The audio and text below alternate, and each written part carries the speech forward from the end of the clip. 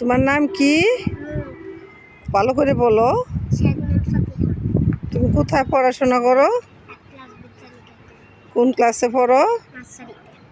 তোমার হাতে এটা কি দেখি? কে কিনে দিছে? তুমি না করো নাই? তুমি বলো নাই যে এগুলি আমি খাবো না, এগুলিতে রং আছে? বলো নাই তো তোমারই তো দোষ, তুমি তো খাইতে চাইছো। আচ্ছা এইগুলি রাখো, এইগুলি খাওয়ার পরে তোমার কি কেমন লাগছে? ভালো লাগে নাই? তুমি সুস্থে সুস্থে ক্লান্ত হয়ে গেছো না?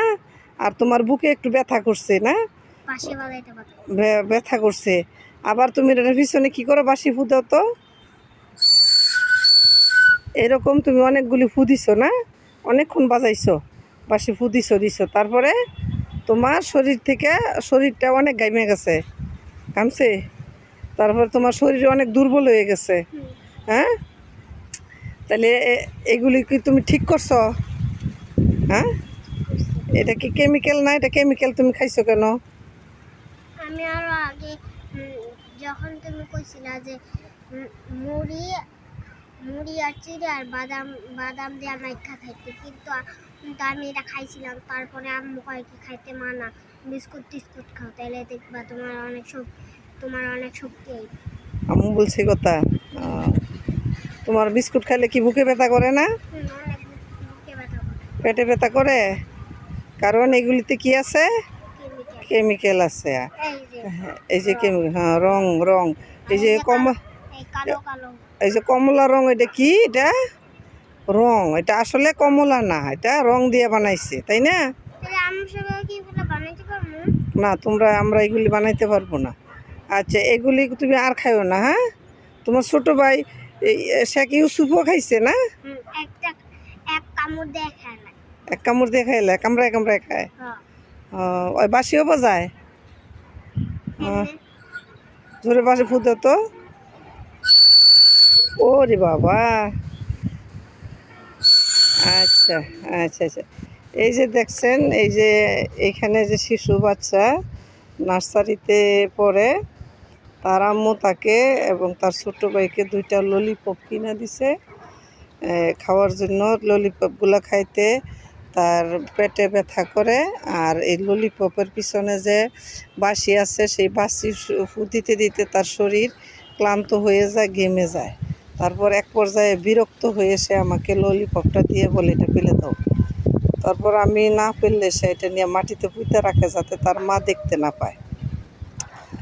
তো দেখেন আধুনিক সভ্যতা, আধুনিক যে সভ্যতা, শিশু খাদ্যগুলোতে এমন কেমিক্যাল দেয় যেগুলো খেয়ে শিশুরা ক্যান্সারে আক্রান্ত হয়, তাদের স্বাভাবিক গ্রোথ হয় না, বিকাশ হয় না। বর্তমান যুগে যত রকম খাদ্য আছে, প্যাকেটজাত খাদ্য, সমস্ত খাদ্যের মধ্যেই অখাদ্য মিলাইয়া বাজারজাতকরণ করে, যেটা মানব দেহের জন্য, প্রাণী দেহের জন্য হুমকি।